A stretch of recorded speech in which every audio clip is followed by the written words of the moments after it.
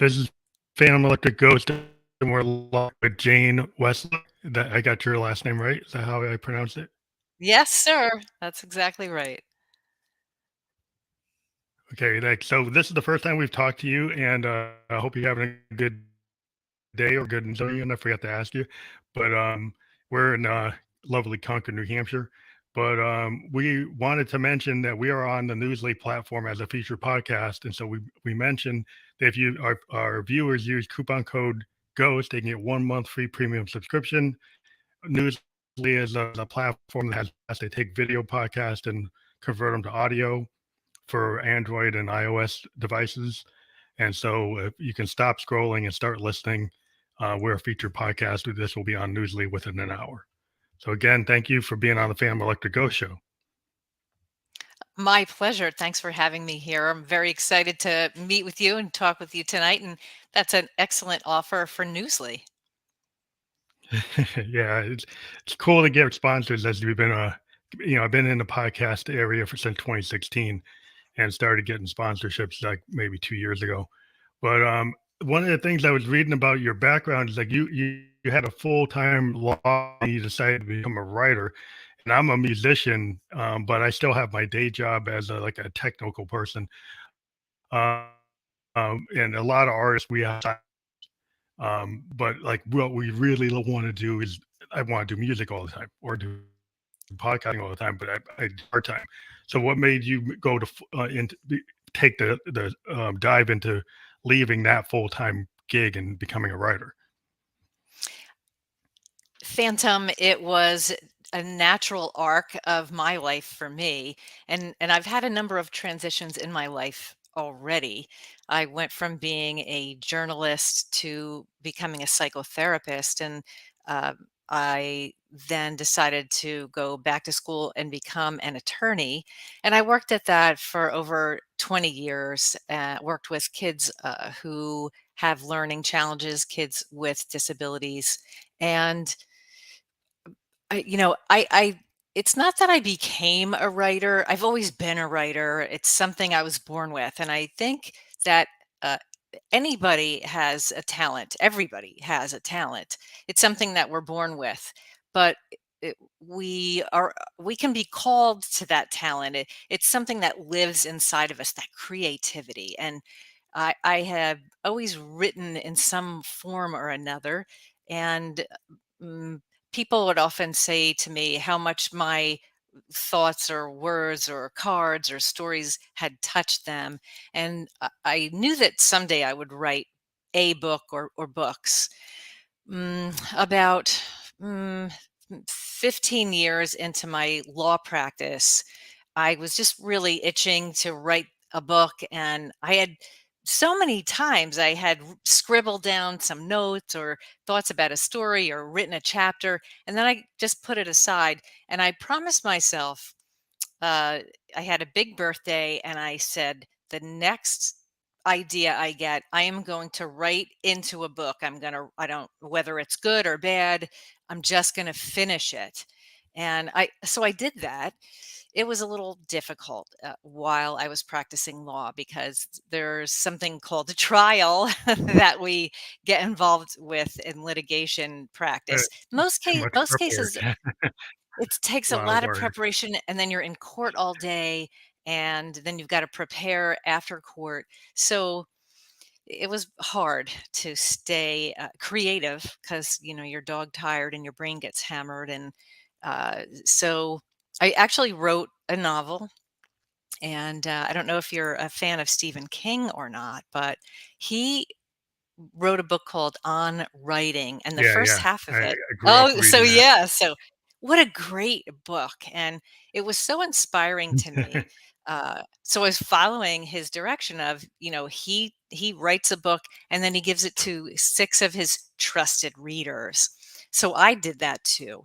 I had my book bound at Staples Mm. and just gave it to people I knew and loved and trusted. And then I started writing the second book, and the first one took a long time because of all the delays and whatnot, because of the demand of the What was the full-time title? What was the practice. title of that first book?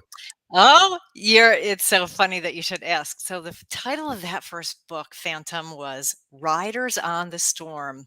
Sound familiar as a musician? Oh, You know the Jim work Morrison. of the Yeah, Jim Doors. Morrison, The Doors. Absolutely, and it was Yeah. perfect.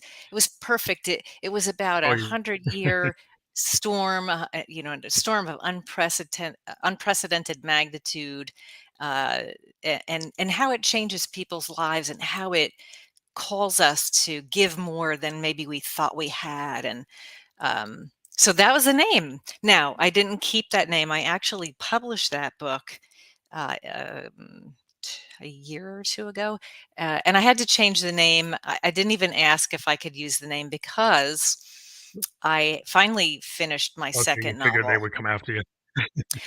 Well, I wouldn't have published it without permission, and so so while I Yeah, was yeah. practicing again, I started writing that second book, and ultimately I was just not able to finish it.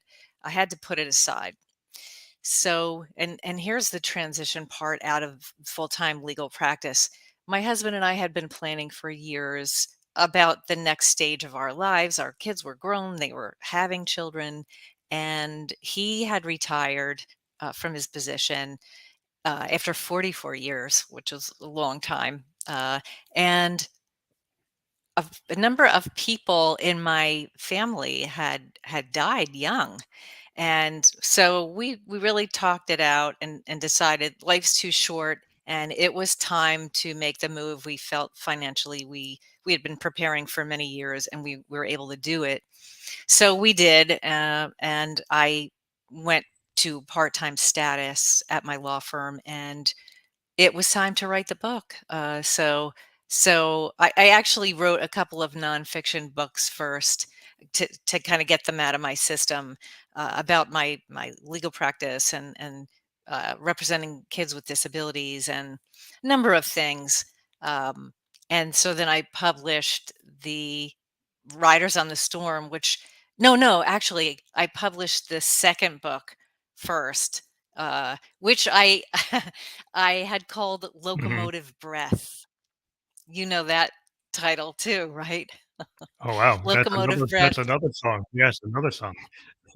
You know, I never thought I would be good at titling my books, but it just hit me one day out of the blue. You know that song? It's so evocative of a railroad, Yeah, a locomotive engine, and I thought it's perfect. yeah. The book is about a troubled teen who's suffering from depression and anxiety, and he's seeing other kids commit suicide, kill themselves. We don't say commit suicide anymore because it sounds like a sin or a crime or something. Mm, So I wanted to title it Locomotive Breath, and I sought mm, permission from Ian Scott Anderson. I found out the company that represented him, and he denied my request to use yeah. some of the lyrics on the flyleaf. And they also said to me, Oh, and you can't call your book Locomotive Breath. And I thought, you can't copyright a title, but you can trademark it. And I looked it up, and he had trademarked it. So I mm. renamed that book Railroaded. Oh, he trademarked it. Yeah, Jethro Tull. Yeah, well, Yes. Jethro Tull was so big with that. That was one of their, like, besides Aqualung. That's like a Aqua big. Hey, Yeah, Aqualung. I'm a Yeah, big. right. I'm a child of the '70s, so Me yeah. So I too, me mean, a too. lot of their work. I was always into his flute Oh, playing yeah. Yeah. rock. But Yeah. that's interesting that you have this. From what you've said, you have two titles that came from music, and I'm a big. I'm all pushing music as like to me like life coaches like the Beatles were like the ultimate life coaches for Mm, almost every modern musician. Like they inspired a whole generation. So I find it really interesting when people pull things from into their work. I think it's kind of cool to cross pollinate things from like mhm, with paintings or poetry or music mm, crossing into other zones is kind of like what I mhm. do as a producer. But I think Other areas just of aside as a side, creativity. I think so. Is that something you like to do? That you like to try to? I know some writers like to bring like song imagery into their work. Is that something that you actually do beyond the title? I don't consciously do it, but it does seem to happen. Uh, and so, we're Hmm. thinking about creativity and what inspires us. And I think that everybody has some kind of creative spark. And you can almost always be creative, uh, unless you're in need of sleep, or you're hungry, angry, lonely, or tired, which those are human needs that we have to take care of, right? But uh, creativity is there, and you have to make yourself available to it. And one way that you can do that is through music. Music is like an arrow that you shoot into your heart, and it penetrates so immediately, so deeply. My husband was playing me a song the other day. He had been listening to some a piano piece, and I couldn't hear it very well, and I said, "What is that?" And he Hmm. started to play it for me, and I I I literally got goosebumps, and tears came into my eyes. That is the power of music. And I've used it in my therapy for sure. Yeah, recalls like a way. Sorry, there. You go ahead, please. There was a little Well, delay. music can kind of recall. Yeah, yeah, it recalls like cinematic or sound painting type of ideas, right? Mhm. So people, when they recall a song, they recall scenes. It recalls like moments that people associate these songs with, like parts of their life, like the soundtrack to their lives. So people like they Absolutely. had a song when they were falling in love. They have a song when somebody mourning somebody. They have songs when they're happy. And so when they it comes on because it's that powerful. That's how I always felt. I wanted to say one more thing about that. What Pete Townsend talked about, like he was at Woodstock with the Who, and he was working on this rock opera. He never got to finish, but it became a Who's Next. Was like there's a universal note that when you write a song and you connect with a large audience like that Woodstock audience, that you hit this universal key that somehow like people it communicates that the song the waveforms and the just the actual idea of the music just like hits people. And I think that's like the creative kind of power that music has because just hitting those frequencies can trigger people to have certain emotions. That's really interesting. I'd love to see a study done on the human brain waves while people are listening to those exact notes. I bet someone has done a study on that. That is really fascinating, and I bet you that music has the power to heal. I really do believe that. It's something that I've written about in one of my books, and uh, I bet there's proof of it out there. So now you have me curious. But I bet too, as the audience is listening to this, and Phantom, you're talking about moments that uh, music helps us to recall. It just brings you right back there. And you made me think of the piece by Israel Kamakawiwo Ole. Am I getting his name right? You know that the Hawaiian guy Mhm. who he did Mm. the I haven't thought of this in Mhm. so long. He did that remake of Somewhere Over the Rainbow. And the story of that is fascinating. You probably know Oh. it. He wanted to record that song, and his agent was a friend of the recording guy, and they called him at some early hour in the morning, at like 1 o'clock or 3 o'clock in the morning, and they said, "Can we come over and record this right now?"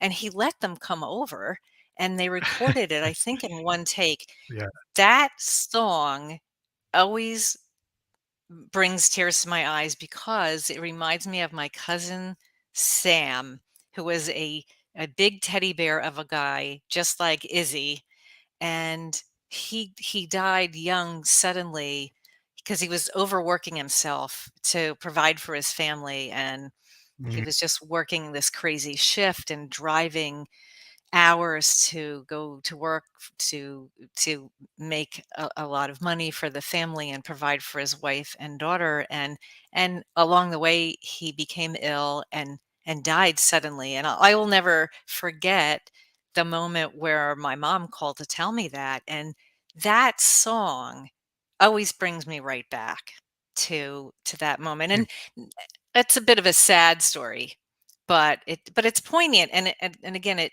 just illustrates the Mhm. power of music. Yeah, it's always been a big thing for me because as a songwriter and a producer, like I try to catch what I do a lot of stream of consciousness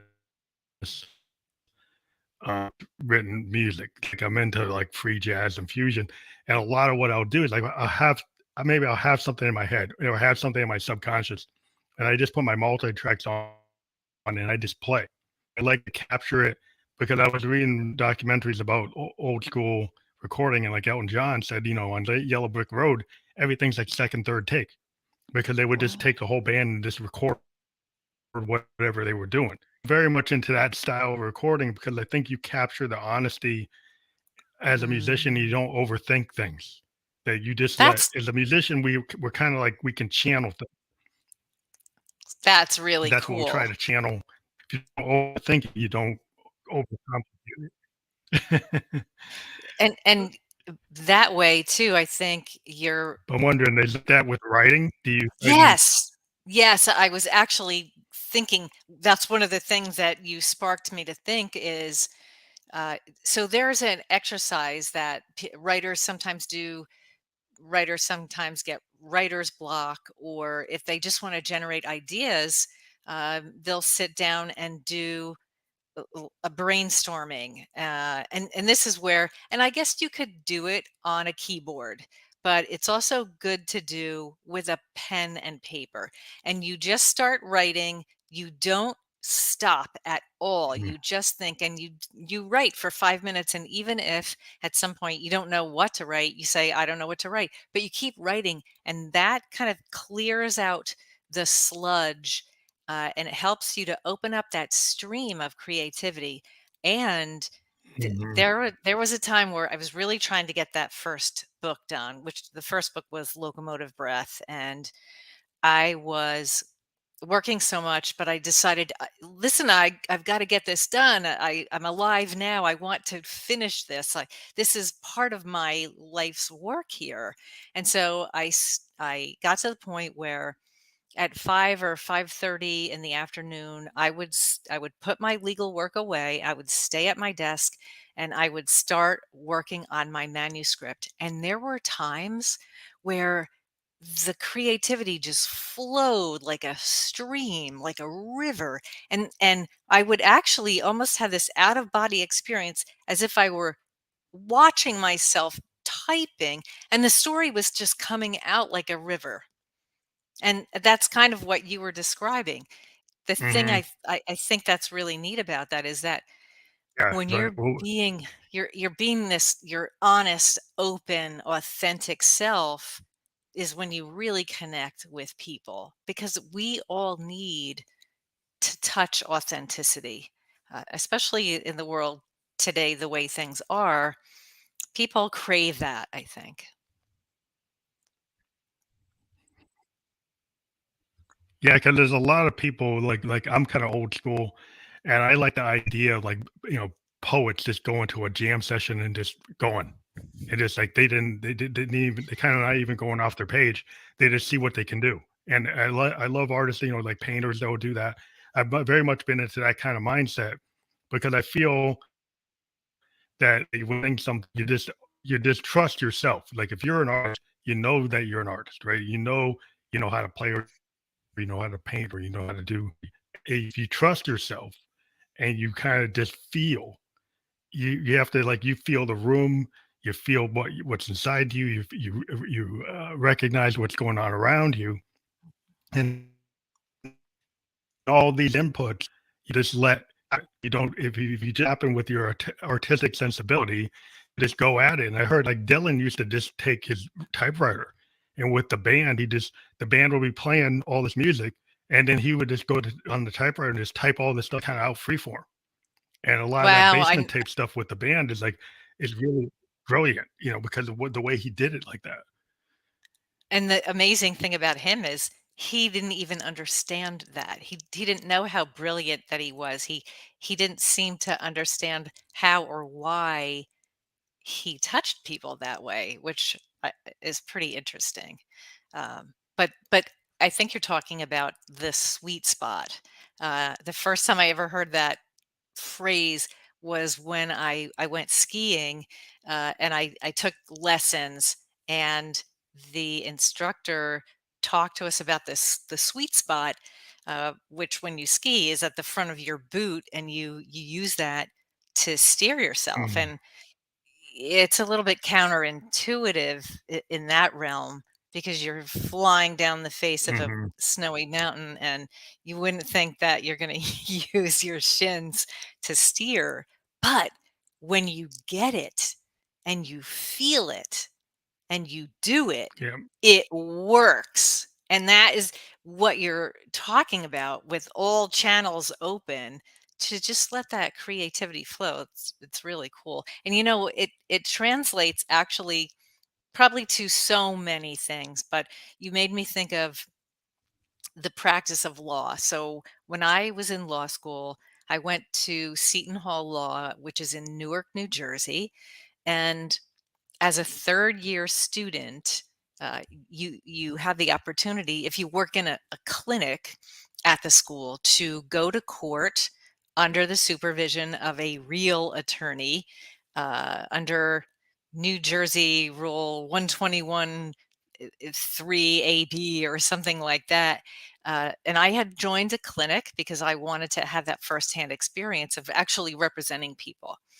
And so the first week of law school, probably the second or third day of my third year, I went to court. And I had already had a career as a psychotherapist. So I was a little bit older than the average law student at that age, who was probably around 24. I go to court on behalf of this little boy whose father was in jail, never wanted anything to do with him before. But now that the father was in jail, he wanted to make the mother bring the kid to come see him. And it was a little boy. I'm talking 3 years old, maybe. And the mother didn't want the kid to be exposed to this, and especially to be used by the father. And so I was appointed to mhm, represent the child. And so I had to go into court and argue against the father. Was trying to force this child to have a psychological evaluation. And I went in, and I had all my notes. It was my first time. I was in a real courtroom in front of a judge. So I was ready.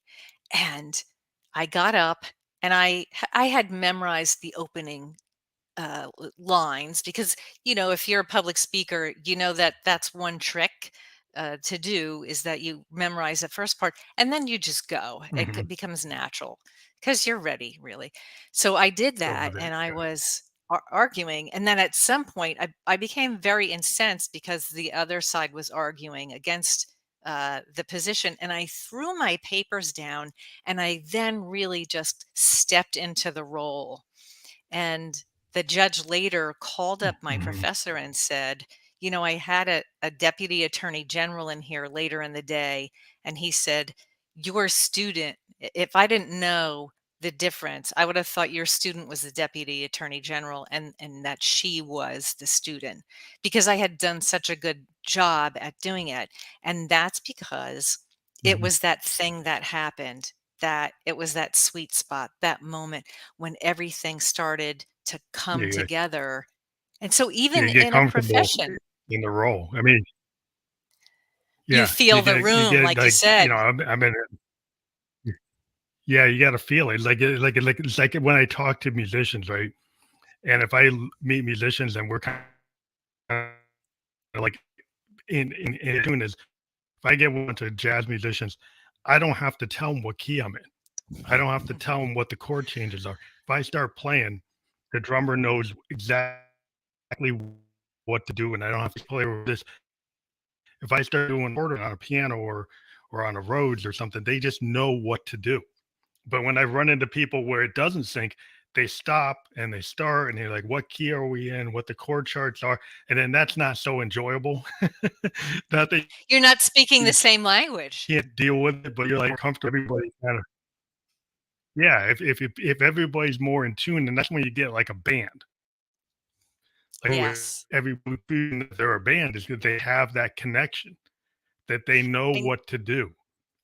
and you're You know. you're you are talking to each other. You're just not speaking in words. You're talking to each other with your music and your instruments. Yeah, yeah. It's like that's what musicians love it when if they can actually speak with their instrument and the other musicians to verbalize it. And that usually is worth so much. It's hard to when I've interviewed musicians, they all acknowledge that they love that when those moments happen. And during COVID, it was hard to get those moments when you're working remote with people. You just ended it and you have to do it after the fact. When if you were all together, then you can kind of do it together. And some musicians are very much tied to being physically together to Mm. write their work and not so much like I do a lot of stuff by myself. So I can't you typically need to all be there to write. And so that's the kind of like it's cool when and I've had the opposite where I've just done everything myself. So it's just like a total like control freak situation, which I feel like you're building that universe and you're doing everything, right? Like if you're a producer, like a Prince type of producer, you did everything. So you're building that whole world by yourself with no other musicians. And it's a different task. And when That's so right. It's a different task, and it's good that you can do both. And I think that being in the same room with the other musicians it would be really enjoyable. And you feel the energy in the room, and you just let it almost play on your own self, because I think we're all instruments in a way. People talk about playing on your heartstrings. Those are your emotions, and so we bring that Mhm. when we're musicians. We bring that into play. And if you're and there is energy. I mean, there's a lot of studies done about how when we're in physical proximity to people, uh, how our bodies react to other bodies with pheromones and chemicals and things like that. And so I got to think that with music and that energy, there's something that's happening there that's really cool. But I do have to applaud so many There's like a musicians. chemistry. It's like Yes. Yeah, it's chemistry. It's exactly what it is. But weren't you impressed? And I think you did it too, with all the musicians who during COVID were making Zoom and other kinds of recordings of themselves, or yeah. getting on Zoom. I was one of Uh, those. oh, that was so neat, and it was so uplifting to have musician. You go online, and or somebody would send it to you, and it just made you feel so much better about what was happening. So thanks for doing that. Yeah, we did a lot. Uh, we did a lot. We did we had a bunch of festivals where I had independent emerging artists do like 3-day festivals where we play from our bedroom studios as bedroom producers and did kind of unplugged moments where people could feel like real true kind of heart actually feel it, where people are so into perfect music today where they try to make everything sound, and I think they missed the boat where like a lot of the old school stuff, like the Jethro Tull stuff and the other bands like Led Zeppelin and all the old 70s Led bands. Zeppelin. I It was was something about thinking the magic.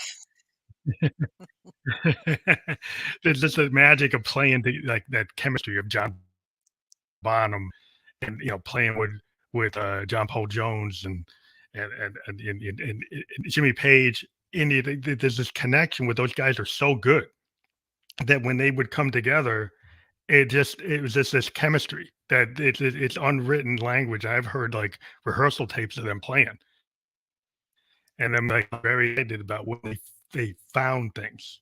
And I always think that's so interesting, the discovery of like finding the groove that made the song.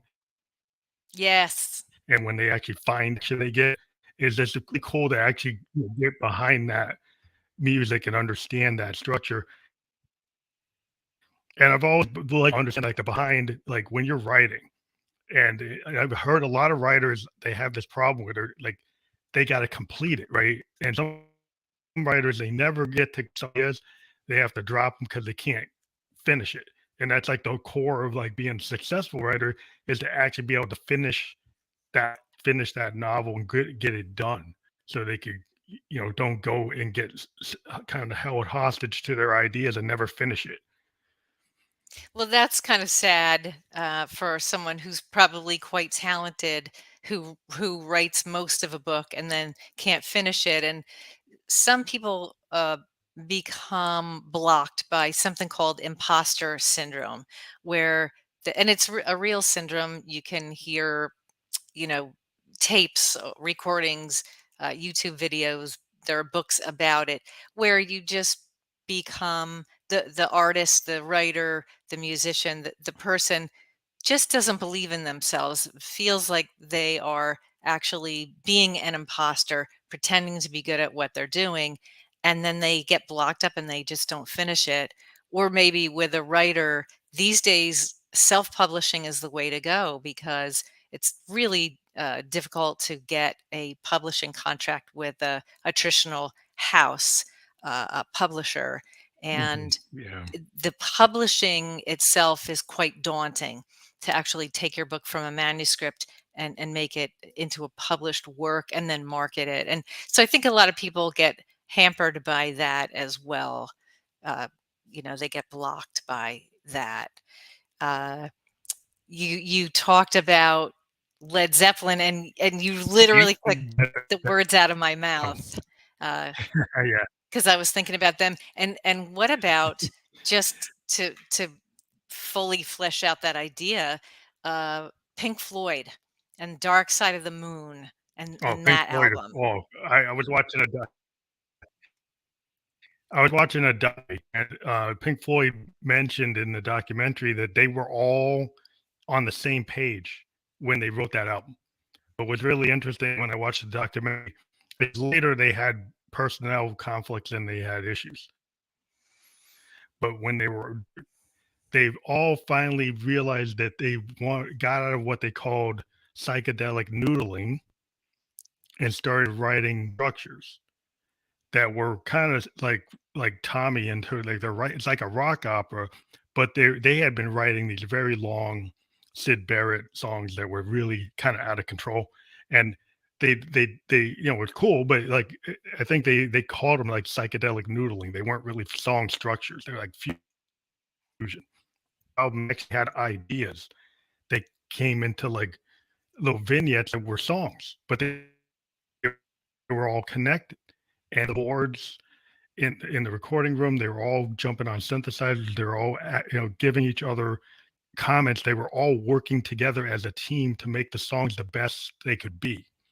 And they had a picture of them all with their hands on the soundboard, actually turning the knobs to get the feel. They're all doing it together, not one guy. I'd love to And I see thought that that documentary. was fantastic.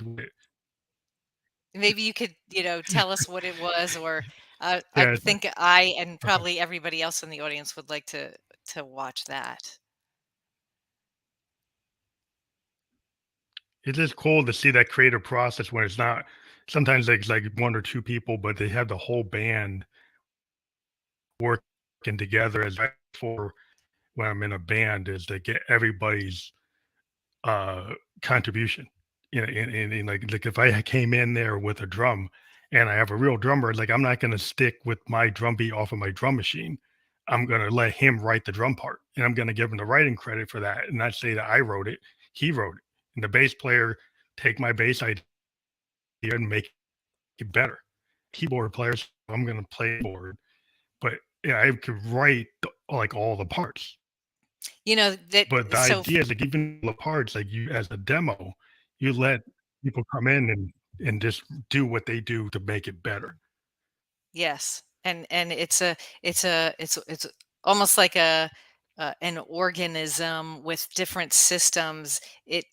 So that idea translates into other areas, like so many other ideas and other creativity. It reminds me of the human body. The human body talks to itself. The brain issues chemicals, sends out chemicals and hormones and all kinds of things to activate things in the body. If you get injured, it sends T cells and other things to that area to heal it. And if your blood sugar goes up or down, it it releases some glycogen to take care of that. And just so many things, your cortisol levels higher in the morning to get you up and to get you moving, and then it slows down later, it lessens later in the day, and other things happen to bring you to a point where you can then get your rest. And it's all these systems in your body talking to one another, but in a different form of communication. And so that's creativity too. Just interesting. Well, you also mentioned like you like to send your work for feedback. You know, because musicians we can get feedback by send it to the band, send it to the recording engineer, send it to the producer. So when you're a writer, you trust your people. They like I guess they call them sometimes like writing groups or like you have this person, you have like people that you trust. Idea table Yes. is this working? Is it not working? So when did you find that like early in your career, or did you learn it? I didn't find it early. I didn't. I tried. I looked for writing groups. I had a friend, one of my good friends, came years ago, 30 years ago now, from Moscow to move here. And she's a great writer. And we would try to get together and talk about our writing. But it was always such a struggle. Because we were raising a family, each of us, and working full time. And so it was just difficult that I looked online for a good group. And I lived in the suburbs of New Jersey, and there wasn't all that much going on. I thought about driving into New York City, which is where I went to graduate school, because, oh, Mm, New York City, there's always something going on there. And there were good groups there. But it was kind of a slog, there and back. And with everything else I was doing, it wasn't feasible to do. And lo and behold, uh, they say something, uh, when the student is ready, the teacher will appear. And I don't know if that's exactly right on point here, but when I was yeah, it's ready, something like that. yeah, when I was ready to do the writing, I got an email from a person who had done a lot of continuing education credits that I had taken. I had to do 40 continuing ed credits every uh, every 2 years for my psychotherapy license, and he was starting a book class to help people get their books written and published. And I really needed help with the publishing part. And it seemed a little daunting at first, but I thought, I'm just going to go for it. And I joined, and I never looked back. And this has become my writing group. We meet once a week, and online on Zoom, because there's people from all over the world, which is so interesting. And we do breakout groups where we sometimes we read each other our work, and we get feedback. And you can get an accountability partner. You can ask somebody to Mhm. pair up with you and share your work and have them give you feedback. So that's invaluable, I think. And for any artist and any person who's creative and doing some kind of endeavor, it's really good to get feedback, because I think we all need constructive criticism, people to be honest with us about what we're doing, Oh yeah, and people who are wiser, maybe more experienced than we are, to give us that feedback, but also to give us positive feedback, because maybe we don't always expect that. And then to hear something that boosts your morale, boosts your confidence, is just terrific, and can give you that inspiration that you need. That word inspiration, Phantom, is, I think it's Latin, and it's in spiro. That's what it comes. Those are the roots, and that means the spirit within you. And so that inspiration is your Yeah. spirit inside. It's that sweet spot that all the channels are running, and you're communicating with, when you're a musician and you're working with other people, or you're a sculptor and you're in a class and you're uh, working with people, or you're a painter and you have a model. There's all kinds of synergy going on, and that's really Like, yeah. neat. It's like interviews. Like, I've always used like the external inputs that you get as an artist, but then it's like it is a kind of inspirational thing. Like it's all a lot of dreams. It's like a lot of times as an artist, like all my stuff here is in my bedroom. These are all my, and I have them in my bedroom. There's like a lot of times things come to you as dreams, and if you Yes, have the yes. tools to actually create art, I can just give up and then jump on one of my boards and actually take something that just came to me Mhm. and do it right away. I don't have to wait. I don't have to go and drive to the studio. I can just do it. And a lot of us are setting things up like that. And I know people take like do voice memos and have like notebooks. Do you have that as a writer? Do you like to use voice memo type thing, or pads, and just write things down and go back and look at it? Good question. I know people who use OneNote or voice memos, so it's verbal, and I have done that, and I still have recordings that I've made. Perhaps I was driving home from work, in the evening, and my mind was going, and so I didn't want to lose that, so I would record it. But for the most part, the way I do it is I get a pad and pen and I jot it down. And I do sometimes keep a notebook next to my bed on my night table, because there are times where I wake up and my brain writes without me doing anything. I might be having a dream and I'm writing a story. I am telling a story, and I wake up in the middle of telling the story, and I've got to grab a pen and paper and write it down before I lose it, because it will Yeah, go like smoke in the wind if you don't capture it at that time. Uh, so yes, I do that. Uh, yeah. That's I why. heard I heard a story recently about That's definitely just why I've got one of my big. sorry. It's Yeah, what you were just saying is we go ahead. Right. one of some famous musician. I don't remember who it is right now off the top of my head, but it might have been Stairway to Heaven. That Hmm.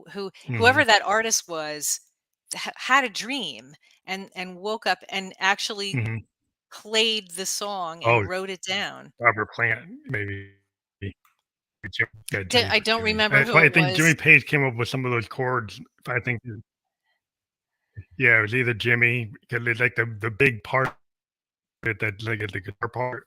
So he's the Hmm. primary guitar player with Jimmy Page, but Plant had these like ideas for the lyrics are so kind of poetic, but and it's like multiple shift. It's like a shifting progressive song. It goes from like one type of structure to another. It starts off slow and Yes. it's typical of progressive rock.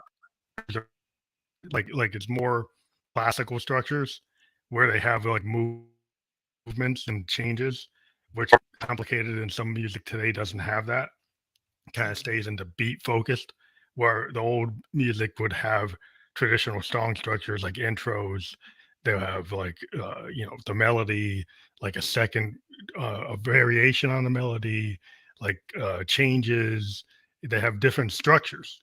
Where a lot of people today just like, oh, I'll just get a beat focused, kind of dance focused, changes. And more interesting in the '70s, you get bands like the Carpenters and the Beatles. There's lots of key changes, and there's all kinds of structural changes that make it more interesting.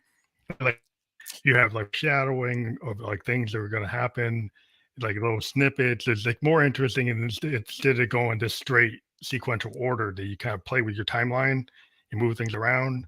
Musicians kind of like to play with our timelines too. That's really interesting to hear you talk about it in that way. I think you and I were lucky because we grew up with all that classic rock being created at that time, and that was our music. Hmm.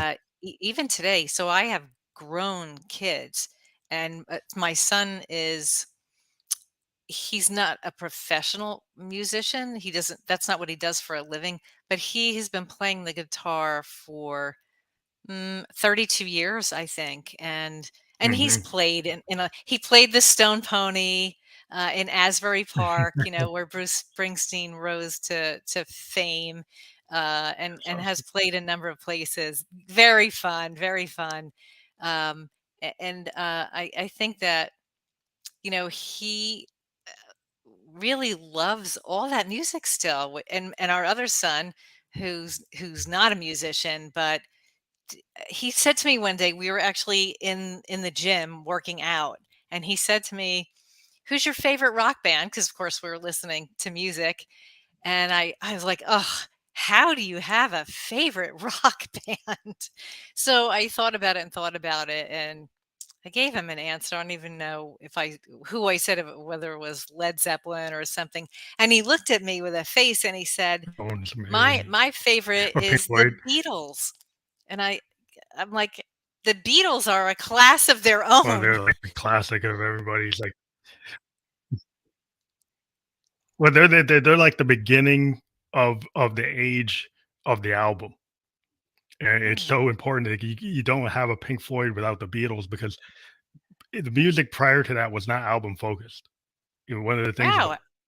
about it, like if you go in the '50s and the '40s focused, and then people would take songs and put them into collections, and sometimes they would become albums, but they really weren't well thought out structurally until you get like the Beatles actually start creating using it as a form to tell stories. Like Sergeant Pepper isn't exactly a story, but it's like if they it all makes sense.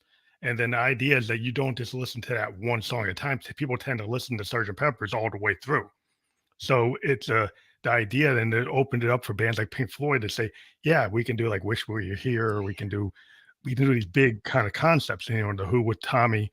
The idea that you can tell a story with not just one Right, song, but multiple songs right. strung together. There's so many good Achievement examples really of that. caused a lot of bands in the '70s. Like that's what the age of the album. You see from the late '60s into the '70s, like that kind of effort. But I I Chris. never knew that before. Thank you for pointing that out. Never even crossed my mind, but you're right. I remember being a little kid and having the little tiny little records that I would keep in a little box. And it wasn't until, as you're Yeah, the saying, 45s or so, yeah. yes, yes, yes. So funny. Uh, yeah, I never really thought about that before. Um, We've kinda gone backwards to, like, the '50s time now. I mean, we're back into a kind of singles-focused world, which is like the 1950s. Uh, um, and songs are not the primary thing anymore. People would listen to individual songs more, but I'm always hopeful that, there are artists that are so powerful that they get people to listen to a whole thought. Like a Taylor Swift will get people to listen to the whole thing, like a Peter Gabriel, he'll usually get people to listen to his whole uh, those level artists will come in and people will say, "Oh yeah, I do. I'm going to listen to Kendrick Lamar's whole because it's a full vision." And it's kind of like I always felt like musicians can be like authors. They are short stories that tell stories are connected, and a lot of times I used to read a lot of Stephen King, and I used to like epic poetry, like the Odyssey and the Iliad and Shakespeare, because it would tell a story, and it's kind of cool if you structure your records in terms of like, oh, I want to make it, or I want to make it like William Blake's Songs of Innocence and Experience. I want to tie it together. I want to take an idea and tie it together. It's fascinating to think of it that way. Some albums are a collection of short stories. They're similar, and then others tell their chapters instead, and they tell the whole. You have to listen to the whole album Mhm. Yeah. to hear the story. For instance, can you imagine cutting up Pink Floyd's Dark Side of the Moon and only listening to one of the songs? How can you listen? Have you ever been listening Yeah, you won't, years ago to the radio and somebody won't work. plays Time and they don't play Home Again? Ticking away the hours that make up a dull day, and Yeah, then you it's and kind then of you get to ridiculous. the end, and you have to hear Home Again, and then they cut it off. It just doesn't work. The other, you need to hear the, yeah, it doesn't work. But yeah, I mean, that whole idea of being able to do that, even when you listen to like Tapestry, famous 70s album, it's not a concept album, but every song kind of flows where it still feels like it's a complete thought. And so that was the cool thing, even though, it's like Yellow Brick Road from like Elton John. It's not a concept album, but the songs all work together. It feels a complete thought, even though it's got different variations. It's not like a Pink Floyd album. It's not Tommy. Still a complete. It's just different variations that it seems to feel. And I've always been like very interested in the albums that are connected like that, not as tightly connected, but still feel like a full picture. I am It's kind of impressed sweet y spot. with I'm impressed with the amount of knowledge you have and how you talk about all kinds of different, songs and collections of songs and albums and, as examples of all these things, and your, literary awareness too, and the parallels that you draw between the literature and the music, and I think that is instructive for all of us. I think it gives us all something to think about. Phantom, I have a question for you. So, I'm an older person. Mhm. When I was an elementary school student, I learned to play the trumpet, and I also then my music instructor started having me play the French horn and wanted me to start playing the piano. And then I had to get braces. And because of whatever was being done, I had to stop playing the piano or the trumpet for a while. And I never took it back up full time. I certainly Oh, have played it, got back to but I really would like to either take up piano or the violin. So, can you teach an old dog new tricks as far as learning uh, um, a musical instrument? What do you think? another instrument. Yeah. Well, I started on a woodwind. I started on a clarinet, and then I realized that it's not the best writing instrument. And so I went to the keyboard. Well, I went to guitar and I couldn't get it. I wanted it. I wanted to get it, but my brother, he immediately got on the guitar. My younger brother, and he could just do it. I'm like, wow. And I was struggling because I figured when I knew how to read music, I said, well, I'll be able to figure it out. And I just didn't have the feel for the guitar, but I had the feel for a keyboard. Decided there's an elections and pianos, and then somehow I felt more natural on that. So I think a lot of times, like, there's a lot of people who can play multiple instruments. My brother can play bass, he can play guitar, can play But drum. all You string can kind of instruments. how much you want to be dedicated. I'm sorry, Yeah, how string much? instruments are easy to kind of cross over. You can go from, yeah, they're easier to cross. If you know one, you can get to the next one. But you said something before that about, how do you know what instrument is right for you, or do you just try them?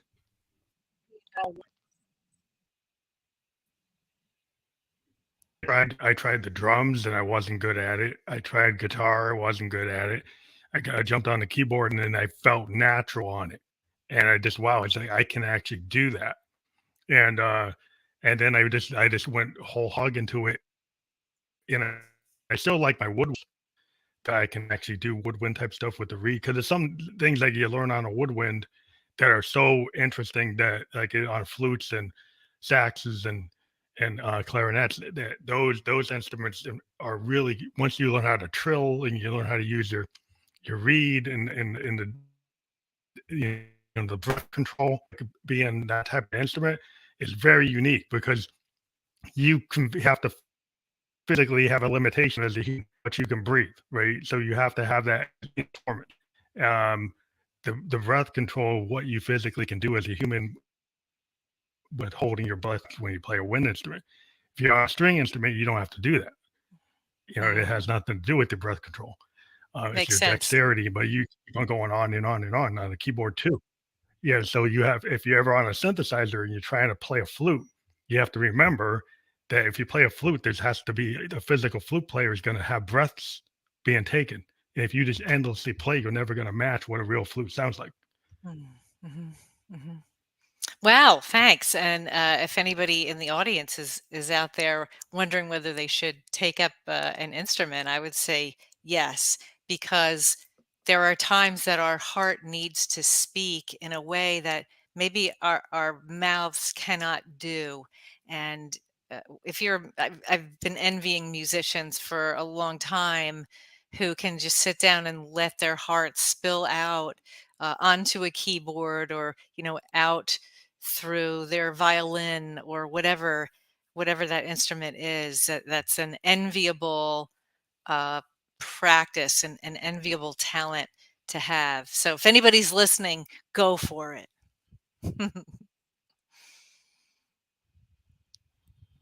Yeah, I'm kind of a person this is that I can replicate.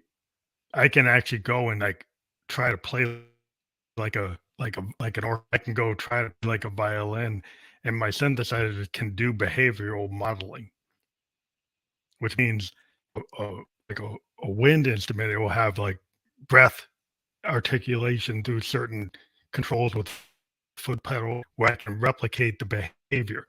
Kind of like being a big in an orchestra, you can play all the different instruments, but you have to learn the style of those instruments.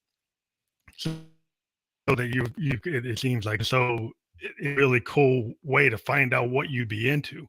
If you get into a synth and you're like, okay, I'm gonna learn how to play bass, bass, but you have to think about what would a bass player really do versus what a keyboard physically does, and you have to learn different techniques to kind of mirror what you could do physically on a bass.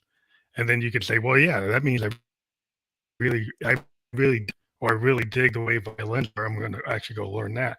And it kind of Mhm, gives you a choice to like hear different things and then try different mhm. techniques. And then you can decide, I want to move on to the real instrument to get that feel. And so this is a way to discover what your talents are, which is part of the purpose of our life, right? We were talking about purposeful living and finding your purpose, living a purposeful life. And one of the things that I tell people who ask me about how to find what your purpose is to ask yourself, well, what are you good at? What talent do you have? If you don't know, what do people tell you you're good at? And then when you identify that, how can you use that to improve your life, your family's life, the life of your community, and the life of the world? And we've been talking about creativity as far as Yeah. music and literature, um, and any kind of artistry, but there's all kinds of creativity. I use a fitness app, the Kira Stokes fitness app, and it's just interesting to see this kind of thread move into other areas, that idea of telling a story. And she has a Mhm. library of videos, workout videos, and she talks about how every movement is a chapter in the story of a workout. And she It's a dance. um It's kind of like fitness to be like a dance. Dancing a, tells a a story too. dance, and it tells a You story, know, and it stacks one thing on top of another for your physical self, and so that tells a story. And so if you're looking for your purpose, which is a good idea, because living a meaningful life and a fulfilling life, it will happen if you know what your purpose is and if you're living your purpose. Um, there's something called the Blue Zones Project. I'm a real fan of it. It uh, has isolated 9 different ways in which people generally live to over 100. There are 7 pockets in the world where people naturally live that long, and it's because of the way they live. And National Geographic first highlighted them, found mm, them, interviewed them, and photographed them back in the 1980s, I think. And the photographer for that project made it his life's work, which is just fascinating. And so you can just look up the Blue Zones Project. And one of the that's really 9 awesome. tenets of the of living that long, and is knowing your project, your purpose, and that actually helps you live longer and a happier life. So just a neat idea. What I find is that I like to do is like we a lot of times you have your career, you have your professional career, and sometimes that's satisfying for people that that's what they do, that's who they are. But like art to me is my art, whether I make money on it or not. I'm a musician not because I want to make money. I'm a musician because I love music, and so I love everything about it, and I do it, and it happens to make me money because I think if you love what you're doing, things just happen. Things just like fall into place. It's not that I'm trying to make money with it. I'm just being satisfied with the feeling it gives me. And I think a lot of artists will say that, they're like the starving artist kind of idea. Well, I'm just going to do it because I love art. And then you have to find ways to monetize the way the world is, but maybe you don't, because a lot of artists like William Blake was never famous in his time. The Velvet Underground weren't famous in their time. There's a lot of artists that are very significant, but they didn't make just because they weren't charting. That doesn't mean they weren't significant to the can. A lot of examples that cross like William Blake and poetry. Lou Reed initially wasn't really well understood and then became very well understood. So I think people shouldn't be afraid or judge themselves because they're not hitting the top 10 on anything. Like everybody Mhm. has these ways to measure people. It doesn't that isn't valuable. Just because you're not hitting the top 10 doesn't mean what you're doing is not valuable or not That's not important. the only way, not the only way to measure success. And you are so right. You are so right. I hope people take that to heart. It's a great message. As I always try to tell people, like when I'm working with them, it's like, just because this song maybe doesn't hit the way you want to, don't give up, don't stop. And I've run into people who have stopped because they didn't hit their goal. And my whole point is that as a musician, like most of your songs are not going to hit. Even when you're big musicians, you have hundreds, if not thousands, of songs that didn't go anywhere. And if you stop because one of those didn't go, you never get any. You never think that's with anything in life. You have to have failures to get better. And those failures aren't actually failures. They're actually like steps in the rung for you to get where you're going. One of my favorite sayings these days, Phantom, is everything feels like a failure in the middle, especially if you're looking to make money or have a lot of fame or something like that. Uh, just because you're not finished with it, just because you haven't gotten to what you think is your goal, doesn't mean you're a failure. Just keep putting one foot in front of the other. And look at Babe Ruth. That's such a great example.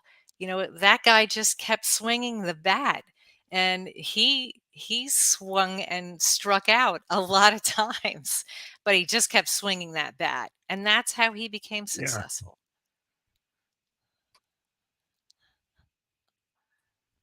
Yeah, I mean, do tell people like a lot of times artists aren't good judges of what is actually going to work.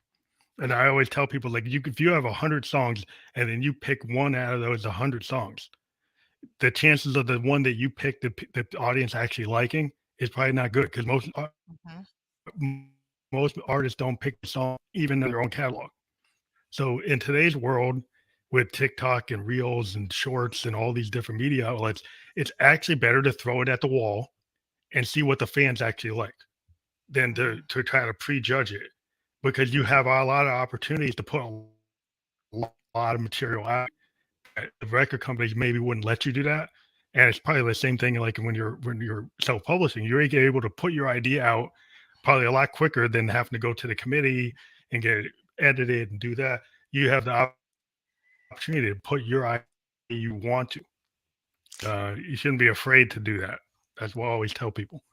And taking that again into a different arena, when you're a psychotherapist, you cannot judge the effectiveness of a psychotherapy session on the way that you, the psychotherapist, feels. You may think you had a great session, and maybe your client walked away thinking it was terrible. And on the other hand, you might have thought the session was terrible or kind of bland or went nowhere. And you find out that your client made a breakthrough because of it. And so you cannot judge, as you said, you can't judge for yourself. You have to have that feedback from your fan base. Yeah, and it's really good today with all these different forms that you can put out your demos, like on SoundCloud. You can put out ideas like on Facebook. You put things something out like you're on YouTube and then see if a one act play if it works. You can do it. So people can put their art into different places and see if it actually. And there's so many people who kick from social media that came out of nowhere. The normal gates, no matter what type of artist they were, would never let them in, and they had the gumption. It was like a millions, and you're like, it comes out of left field, and they don't really hit. No one was really pushing them. They just actually hit that note. They hit that universal key. No matter what type of Mhm. thing you do, you can hit that key, and then it triggers. But if you never pull the trigger to put that key out there, no one's ever going to find it. Right, right. So don't be that person. Put That's yourself my out there. lesson learned. Yes, very good. So we have hit our time kind of great, but I do want to mention your website below because for the people who don't have the visual of this, there's www.janewesler.com. So what will people find there if they go to that website? People will find my story. They'll find resources for help if you need help in any way emotionally, or I'm a coach and I am a writer, so my books are all listed Life there. coach. You can. I'm a life coach at this point, and I help particularly women who are struggling with bone issues. It's just become a Mhm. sub significant group for me, and so there are resources there for help and assistance, and people can make an appointment with me for one-to-one coaching. And you'll also find connection with my Facebook group, my Jayne Wesler author Facebook group, and other groups that I run to help people. That's awesome because you did write something about your be able to get over osteoporosis without medication. Yes, I have 3 books, about how to strengthen your bones, make them strong, and increase your bone density. It's a pet subject of mine because people don't have to take medication, but unfortunately, that's what they're often told, and medication has a lot of risks and not a whole lot History probably won't. of Yeah, effectiveness. Thank you. benefits. Well, you see that on the TV ads all the time. So I think what you had reversing osteoporosis and osteoporosis without medication, evidence-based interventions, just to mention those. Um, Yep, Yeah, I that one. think that's a really cool thing. There it is. Yeah, that's awesome. And this Yeah, is the well, it's first always book. good to show the people. So that one was that's the first book like that. Oh, no bones. Yeah. Okay, that one I No, didn't no have bones written about it. down. Increase your bone But density without medication. That's the story of how I did it. And then because I'm an attorney and this is it's not a one and done, you have to keep working at it. I wrote about evidence-based interventions, what actually works. Because as an attorney, I want the evidence. that's And awesome. then I was grappling with at one point, am I really eating right? And so I wrote Feed Your Bones, a nutritional workbook Feed your for bones. increased bone density and bone strength. So, and those are on Amazon and That's cool. Like but they can be found on my bookshelf on my website.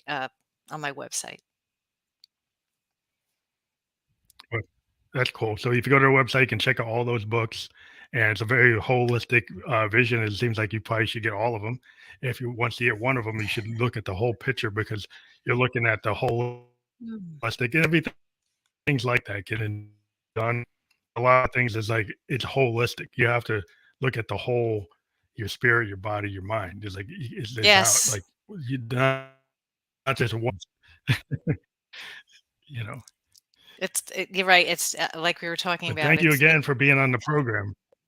my great pleasure. Thanks for having me, Phantom. I really enjoyed all the synergy that we had, and I hope the audience will take that and use that and find their own sweet spots.